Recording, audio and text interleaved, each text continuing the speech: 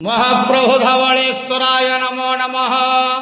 दीपं यदि परं ब्रह्म दीपं यदि जनार्दनः दीपाहरत मे पाप पूजादीप नमस्तुते। महाप्रभु धवलेश्वराय नमो नमः। संसार सुखी रखंतु। आज शुभ शुक्रवार समस्त श्रद्धालु भक्त मानक श्रीपद करंतु। समस्त श्रद्धालु भक्त मानकर मनस्कामना पूर्ण करंतु। कर्म क्षेत्रे उन्नति करंतु। ग्रह रिष्टमान खंडन करंतु। जगतर मंगल करंतु। ईश्वर कल्याण करंतु। आपणकर नाम विख्यात करंतु। सबकर डाक श्रवण करंतु। हर हर महादेव शिव शंभो। महाप्रभु धवलेश्वराय नमो नमः। संसार सुखी रखंतु आनंद के वार। हरि बोलो।